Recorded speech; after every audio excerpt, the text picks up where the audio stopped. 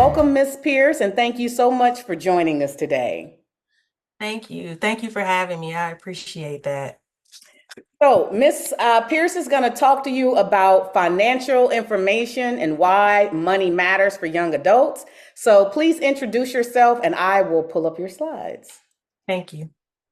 Well, good afternoon, everyone. I'm glad to be here with you guys to talk to you about money and why it matters in financial literacy, because I know all of you are going to be rich one day and you need to know how you're going to manage that money. So I'm here to just kind of go over some basics with you, give you some information that you may know, but it's always good to be reminded, because really money is one of those things that you're going to be dealing with on a day-to-day basis. I mean, you probably already know because you use your parents' money, like my son uses mine. It's ongoing. But one day, you're going to be in charge of your own funds and your own money. You really need to know how to use those wisely. So next slide, please. Next slide. Okay, so why does money matter? It's important that you understand money and that you're literate about how to use money, because it's one of the things that's going to affect you in your life. You want to be as informed and prepared as possible for your present and your future. Having the knowledge to make informed financial decisions enables you to plan for your future. Time is the main factor for growing your money. So I'm glad that I'm able to speak to you now, because money has time, it grows with time. So there's a value with time. It's called the time value of money. Over time, one of the things that I found is that the value of your money is affected by the amount of time that you have. So you must choose and use it wisely. So it can make the difference between you not having enough, being comfortable, being wealthy. And I'm sure most of you want to be wealthy. I can tell. And it can provide, really what money can also do is give you the opportunity to have more time to travel, time to invest, be in your community, active in your community, and all the things that you enjoy. So the decisions you make today are important in how you will want to live the lifestyle that you want as you get older. So we're going to use money as a tool. So next slide, please. So you want to be smart about money, and I'm sure you guys have seen this before. SMART. What is SMART? SMART is specific, measurable, attainable, and realistic goals, and they're time-based. For example, if you want to make, say, $1,000 a month, how are you going to do that? So you want to be specific. I want to make $1,000 a month. Well, how do you want to do that? I want to make $1,000 a month every, for the year, 12 months. In 2025, well, how can you do that? You can create a YouTube channel and you're going to post a video a week for 3 months. Or y'all may use TikTok or Instagram. I know a lot of you guys may want to be content creators. That is a real thing. I do understand that. But you want to be specific. You don't want it to be vague. You want it to be something that you can describe. So for example, you want to have a clear direction and be specific about what you want to achieve and when you want to achieve it. You want it to be measurable. So it can be measured by time, months, weeks.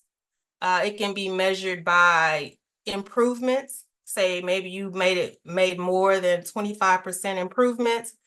And these are things that you can use not just with money, but you can use it as you go through college, taking your classes. Maybe you want to make an A on a test and you need to define a goal on how to do that. So you're going to study every night for 2 hours, for 3 hours. How will you know you've achieved it? When you take that test, or you take a pre-test and you know all the answers, or you study and you ask yourself all the questions and you know the answers to the questions.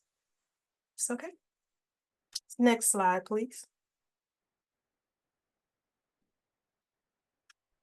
So I wanted to ask you guys, so who's your favorite artist or athlete?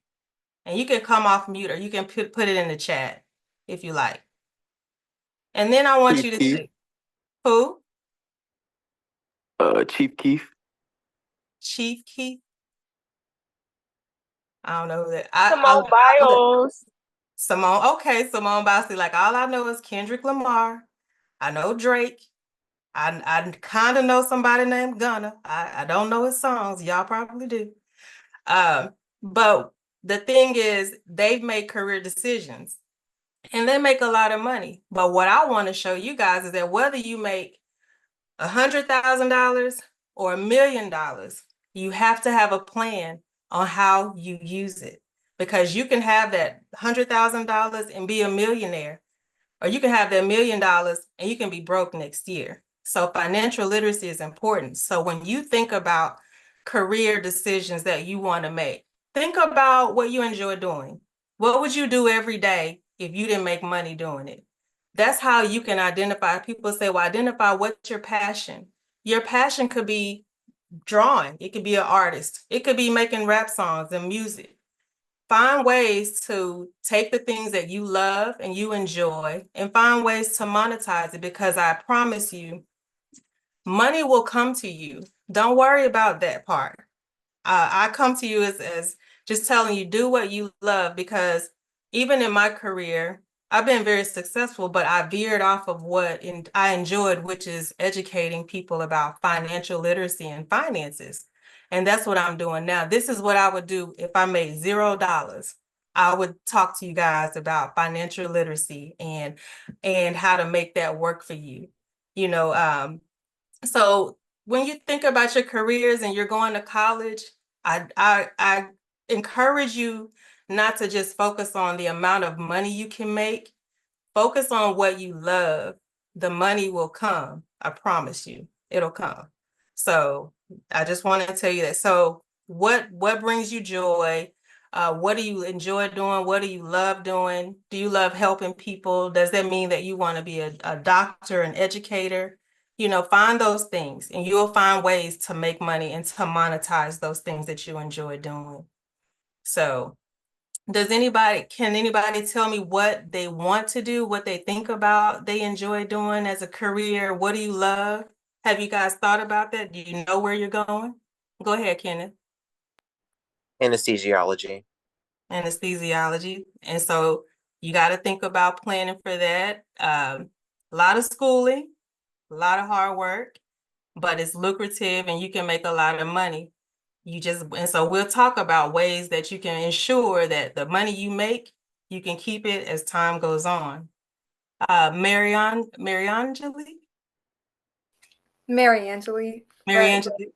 I've decided to do communications. At first, I was interested in engineering, but then I found out real quick that that was too much for me. And I actually really enjoy public speaking and getting to know other people, building connections. So, communications is what I'm interested in. Awesome. And I think you'll be great at that. Absolutely. Jakayla? I want to be a cosmetic chemist. Oh, cosmetic chemist. Never heard of that, but it sounds very interesting and like something that is needed out there. So great. Good. Anaya? I want to be a financial advisor. Oh, girl, come on to the team then. Come on over here to Right Time Financial, child. We got you. No, that's great. I think so. You guys all have really good plans for what you want to do in your career. And I'm glad that it's something that you all would love to do, that you enjoy doing. So keep that, you know. Okay. Next slide, please. Okay. So now in all of your careers, you want to talk about a budget. You're going to be making money. So once you begin, you need to establish kind of a budget. Right now, you are either in high school or college, but a budget is simply a plan for your money. I want you to understand that a budget does not mean that you are depriving yourself of the things that you enjoy. You're just making space for it so that you don't overdo the things that you enjoy, and then you find out you have nothing left at the end of the month. So you want to track like your savings. You want to track your spending and track your saving. For example, so if you go to college, right now, you probably may have a lot of scholarships, or your parents are paying for you, or you're going to get a combination of loans, combination of parent support. You may work, you may do job study. If you are doing that, you'll have to create a budget, because you'll need to know how much it costs for your classes, costs for your books, costs for you to eat if you're going to eat on campus, if you're off campus. for example, I have a son that's in college now. He will be a junior this year. He lived in the dorm his first year and he had a meal plan. Then he moved off campus and did not have a meal plan. And if you guys are like him, y'all probably DoorDash a lot. There is a big difference between eating in the cafeteria on campus and DoorDashing. Those are things that you have to factor in. If you're getting money, say you'll get money from your parents, or you're working on your own, or putting yourself through college, what have you. You can say you have coffee 4 times a week. So let's do a budget for about a year. Let's do an estimate so we can look at a typical what could occur. So there's 52 weeks in a year. So say you drink coffee, Starbucks, $2.50. You go there 4 times a week. In a year, you spent $520. So you do Uber Eats because the cafeteria is closed. It closed at 8. It's midnight. You're hungry. So now you order an Uber Eats. Let's say about $15 every time you order Uber Eats, 3 times a week. Over the course of a year, that's about $22,340. Now, say you also want to hang out with your friends on the weekend. Y'all go to the movies. The movies are expensive now. I don't know what else y'all do besides the kickbacks, but the weekend, you may spend about $25 to $30. That's $1,560. Mind you, 52 weeks in a year, so we're taking $25 times 52. So your total spending for the year is $4,420. Now, when you finish the school in 4 years, that's $17,680 that you have spent on eating out, coffee, hanging out with your friends, and just having a good time. Could that go for a car? Could that go towards a car payment? So budgeting and spending is important so you know where your money is going and how you're using it. Now, that's not to say that you can't do those things, but you may want to make changes on one part if you want to do more in another part. That's why that's important. So track your expenses. You need to define what your income is. Do you have an income? Do you work? Do you have a stipend that you have every month? You kind of keep those tracks. So keep those in mind. So you have your income, your expenses. It tells you how much you have left at the end of the month. So you want to set up financial goals that will help you plan and prioritize what's important to you and how those align with your interests. They'll help you be more aware of your spending on a day-to-day basis. And it's a good idea to write them out and be mindful of these as you go through college. There's some apps that you can use that will help you with budgeting.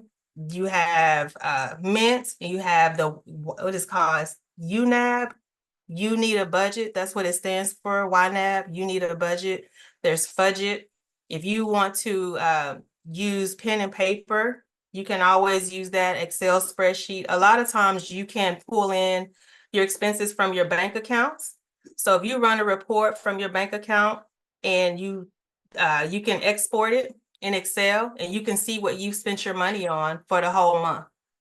A lot of times they have the statements, but if you want it more specific, you can go in and see what you did month to month to month. These are good habits to get into because even when you're out of school and you're in your career as a young adult, you'll need to know how to do these because ultimately you're going to be responsible for the money that you bring in and the money that you spend.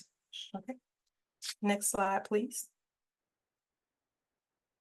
Now, something else that you have to understand is like with money, there's also something called debt. Some of you may get student loans. That's a type of debt. Credit cards is a type of debt. Mortgages are a type of debt. Buying a car, that's a type of debt. So you want to make sure that your income does not exceed your expenses and that you have enough money to pay any debt that you may have.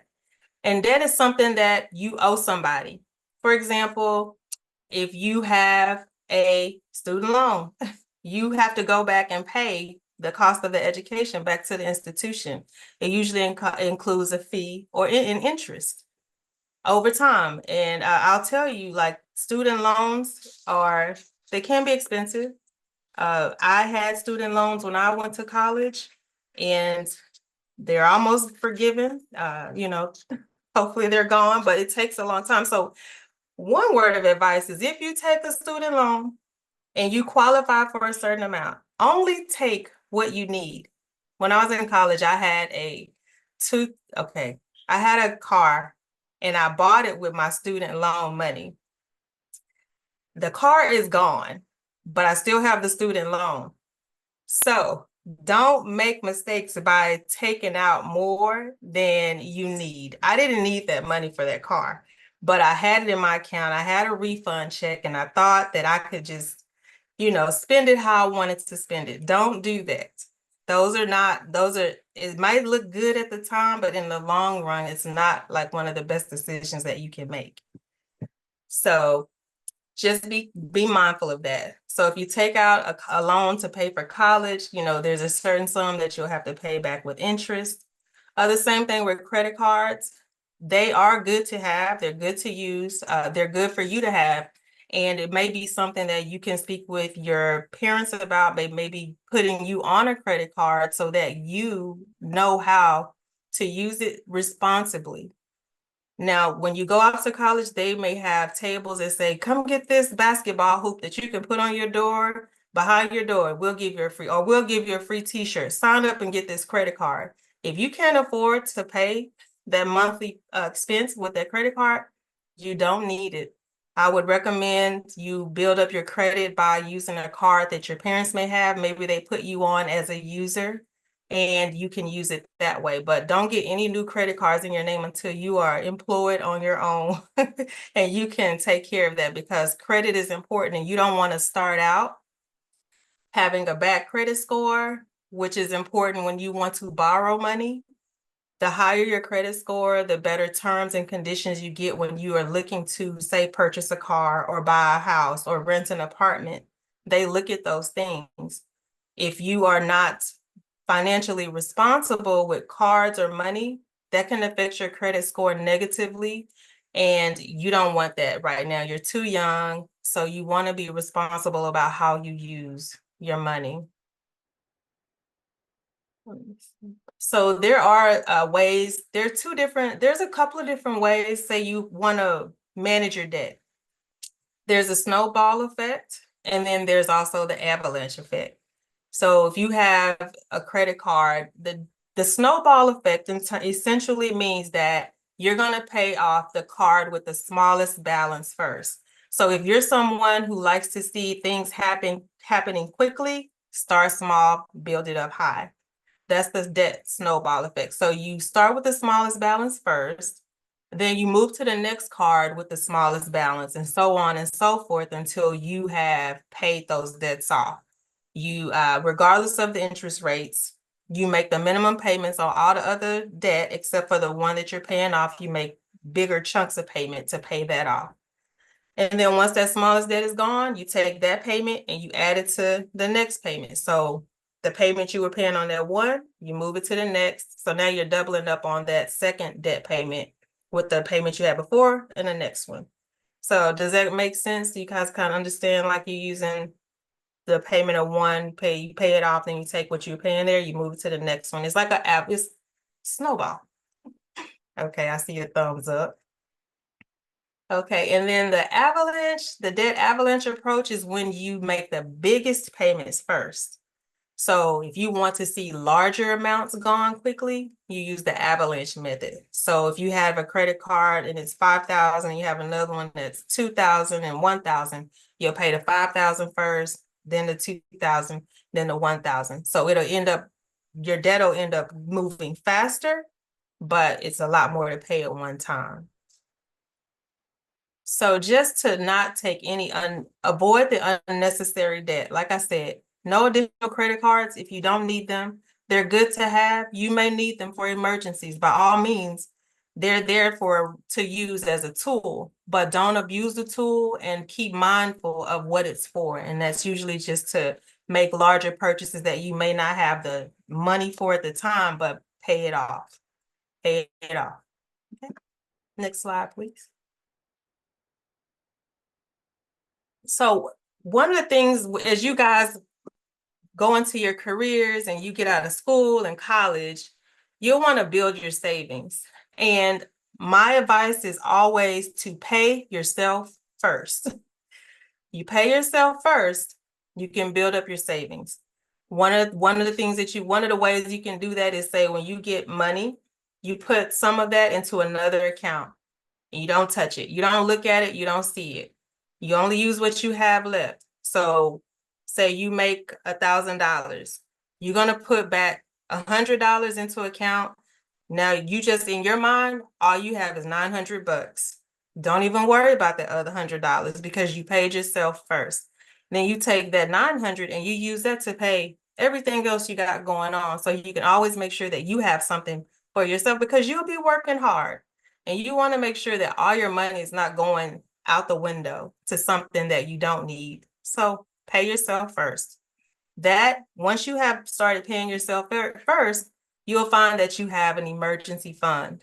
And that's a fund where you can say your car breaks down or you need to you need some books or you need a bed or something like that. Emergency fund, things that you don't have the money for always immediately, but you can go to that account and you have something that will help you if you have something that comes up that was unexpected.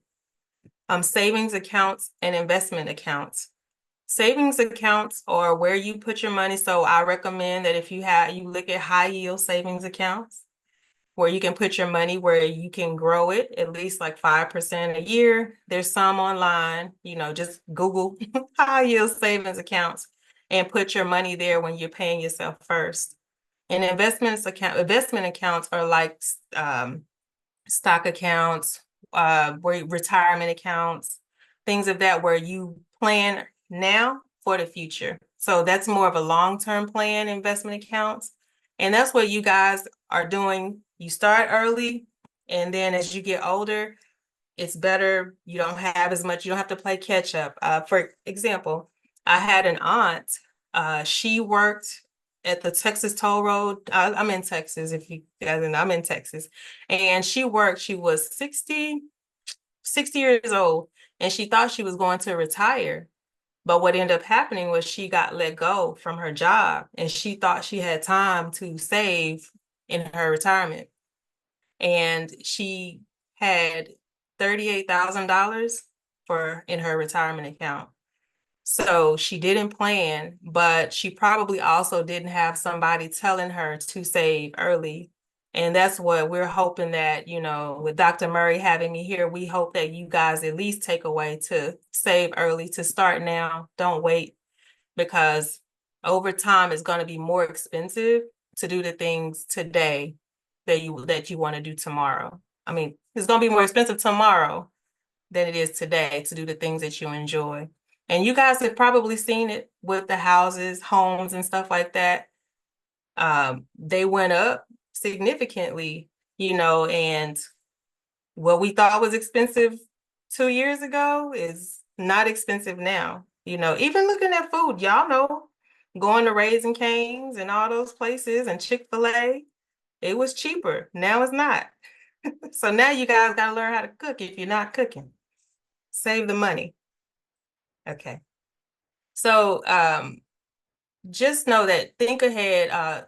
You want long-range financial goals that you are saving for, and just plan ahead. That's the best advice that I can give you, is to plan ahead. Do automatic savings, pay yourself first, and have a goal of what you want to achieve. One of the things that I did, I was in the military. I was an Air Force officer for almost 7 years. And one of the things I did was I put like $1,000 a month to the side. And before I knew it, I had $10,000 that I did not miss because I was paying myself first and not using it. And I was living on a budget of, I don't know how much I made. It was a lot, but I was living off of that. And I didn't even see that. So it's possible and it's doable. So, and that was a goal that I had that I achieved. So I'm just saying that you guys plan early. You can do the same thing. Okay. Any questions so far? All righty. Next slide, please. We talked a little bit earlier. I spoke to you guys about your credit score and understanding what a credit score is. So what a credit score is, just for basics, is that it's a major factor in the economy and your reputation as a borrower. So in order to have the best reputation credit-wise, you need to take the time to learn about managing your credit. And it's important when it comes to, like I said before, renting an apartment, buying a car, buying a house, or even finding a job. Some jobs run your credit to see if you can be responsible for government travel cards or business travel cards. They want to make sure that you will be responsible for that. So a credit report is a report of your credit history. It has personal information like employment history, list of open and closed credit accounts, which will be credit cards, mortgages, car loans, student loans, everything that you've ever bought using credit is on that report. And it'll track, did you pay it on time? Did you pay it late? How many times were you late? And one thing to know, like if you do have credit and you're more than, say every payment is due in 30 days a month. If you go beyond the 30 days of that payment being due, it shows as a late payment on your credit report and it stays there 7 years. It takes 7 years for it to come off. So that's why it's important to make sure you pay your bills on time and before that 30 days. Now you may be a little bit late paying your bill. That's fine. They'll charge you a late fee. But if you go after that 30 days, that's when it goes on your credit report and it stays there for 7 years. So be mindful of that. If you're getting a credit card, then do your research. You want to see, sometimes there are different credit cards for gas, there are credit cards for retail stores, and then there are basic credit cards. You don't need a ton of credit cards. You know, sometimes you can just use one and it'll take care of all those needs. But you know, there are other benefits to using cards and credit cards and managing debt to your advantage.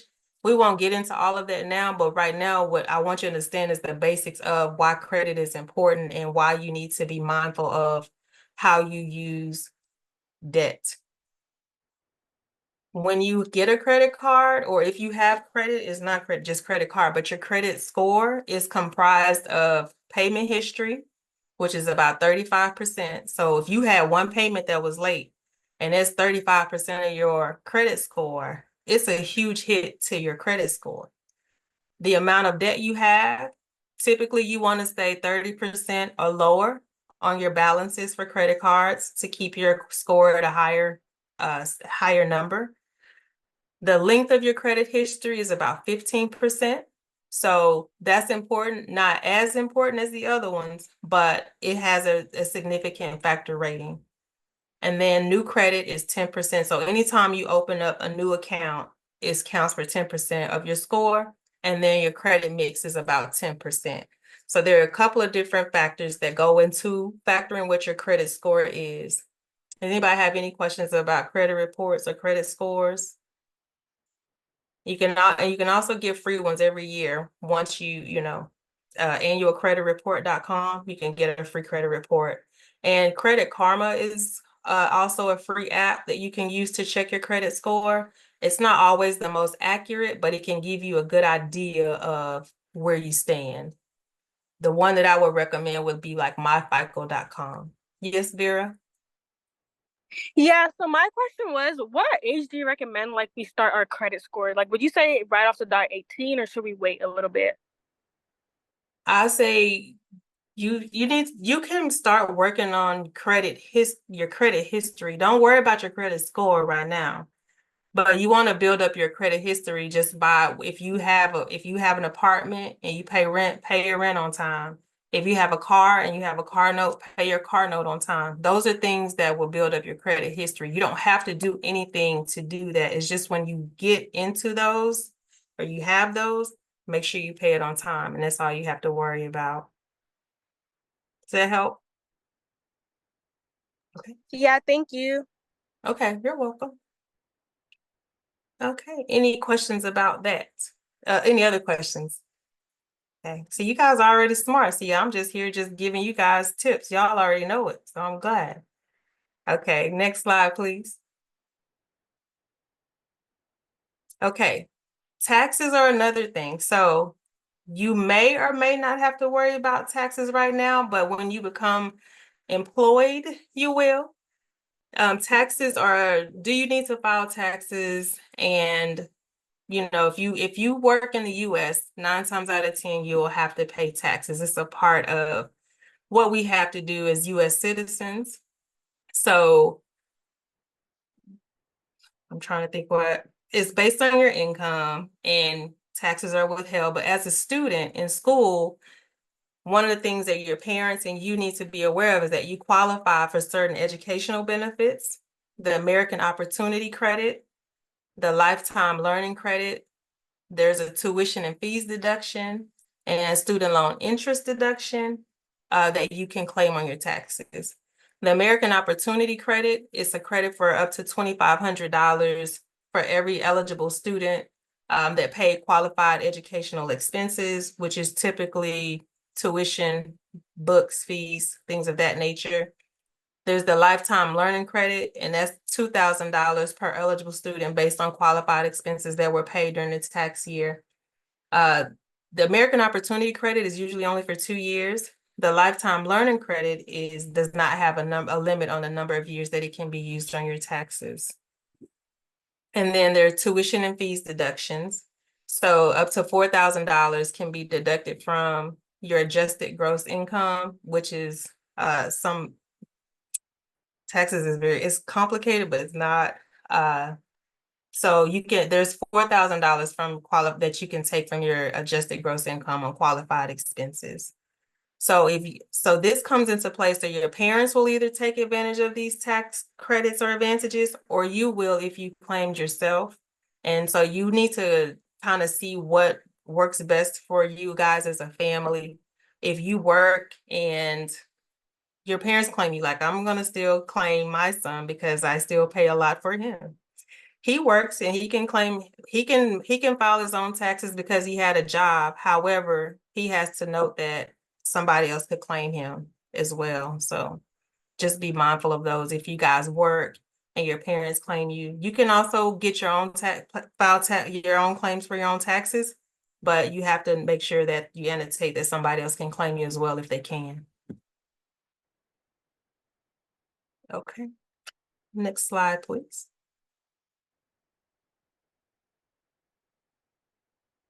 Okay, so there are a couple of resources and tools that you can use to monitor and create your own financial plan.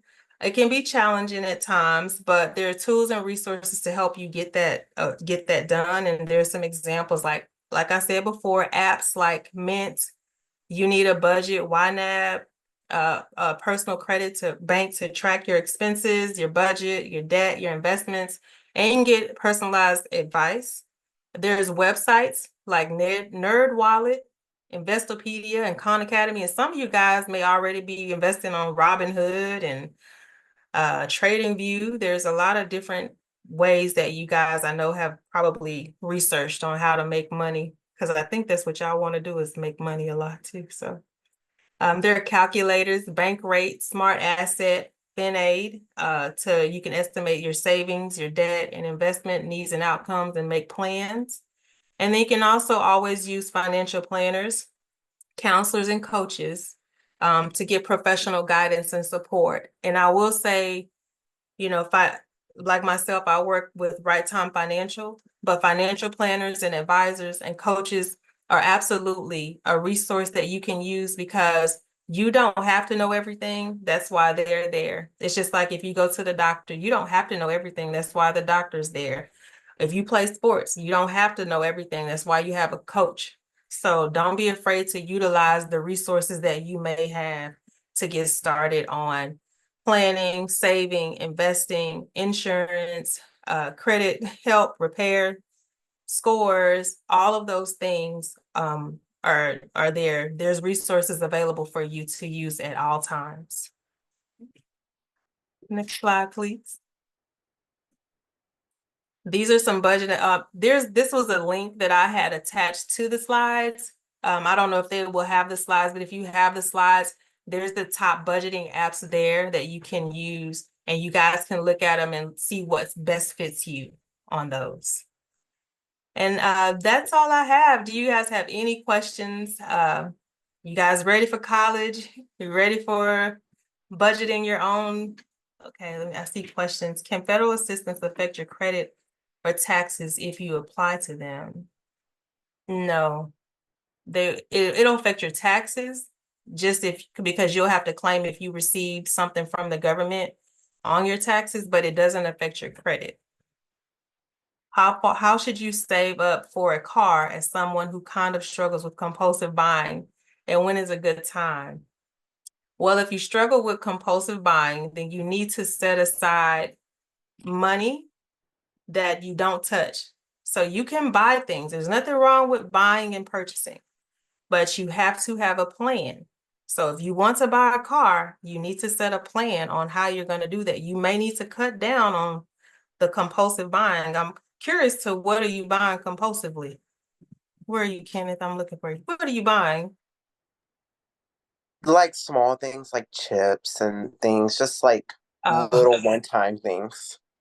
Oh, you'll be fine. Those won't, when you want to buy a car, it's going to take more than the chips that'll knock you off the budget. So, but now if you're spending $100 and $200 on chips and stuff, we might need to, talk about that. Like how can you eat something else maybe? Okay, let's see. I don't have a question, but it's more of like a tip. Okay. So I got both of these books from Barnes and Nobles. They're good for like financial advice. Oh, very This good. one's Yeah. The Black Girl's Guide to Financial Freedom. And then this one is Buy the Avocado Toast. So it's basically a woman explaining how she was 6 figures deep in debt. And she went like out of the country to work, and that helped minimize on her taxes. Because I think it's when you work outside the US and it's something with the taxes, you won't have to live it back. That's true. Very good, Kayla. Good job. Those are great resources, great books. Thank you for sharing those. Appreciate that. Let me see, there were some other questions. Would you recommend becoming an authorized user for a credit card, Yasmin? Where is she? Yes, like on your parents' credit card. Yeah, I do. But that's something that your parents would have to decide if they wanted to add you as an authorized user. I think it's a good idea to help you build up your credit, because you have, of course, get their permission before you use it. But like, for example, my son had a car and he needed gas. So I gave him a card and he was an authorized user on that card. So his name is on there. So he's also building up his credit report and his credit history, but I'm paying the bill.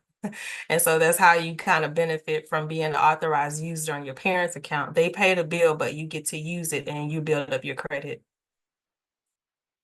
And then what was the second website for best budgeting? It was on Forbes. There was a link. It was Forbes.com, and it was just Google the best budgeting apps. It should be okay just doing that. Have I invested before? If I do, what would you do different if you could start again? What would be some advice if I'm interested in investing but no previous experience? This is from Gabriel. Yes, I have invested before. What would I do different is what you kind of have to do when you're investing. You have to look at, do you want something long-term to sit on, or do you want something short-term? So investing is like buying a stock and holding it. Like you buy Apple and you want to hold it for 5 years, 10 years. You want to hold it for retirement. Trading is like something that's not long term. Maybe trading you do for a week, or you hold something for a month, and then you pay attention to the stock market and whether you want to buy or sell.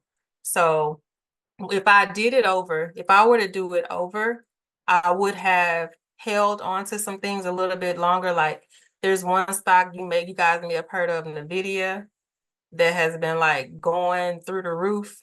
And I had that, and I had Ethereum, and it started out and then it grew so much, but I sold it. So I would say if you have time and you do have time, just ride them out. Don't be impulsive and listening to some things. Just go to Yahoo Finance and listen to some of the other tips that, some of the financial news segments have, and online as well, and follow some of the advice there. I would have held it longer though. I wouldn't have sold them, but always definitely start early. Definitely start early. And it says, if your parents put you on their credit card, will you have the same credit score as they do when you turn 18, or will you have to build your own? You'll build your own. It'll be based on yourself, your social security number, your name. It won't be based on them. So you have your own opportunity to build your own credit score, Kenny. Any other questions? Are you guys okay about going off to, how do you guys feel about having your own budgets and financing and kind of monitoring how you do when you go off to school? Do you feel prepared to do that? A little bit? Okay. You don't know yet. You have to get there. Okay, I understand that too. Well, Ms. Pierce, well, thank you so much for your time. Let's give a round of applause for Ms. Pierce for sharing some phenomenal and insightful information for our young adults today. Every time, whether it's you or Jonathan Wright, the CEO of Wright Time Financial, join us and share financial literacy information, I always learn something new. So this is one of those areas where it's a lifelong journey and learning about how best to make your money work for you. So you want to make money, and then you want to allow your money to work for you. Work smarter, not harder with your resources. Right. So thank you so much. Ms. Pierce's slides will be included in the slide deck. So if you missed anything, or she provided some great links and resources, you'll have access to those. So thank you again. We appreciate you for joining us.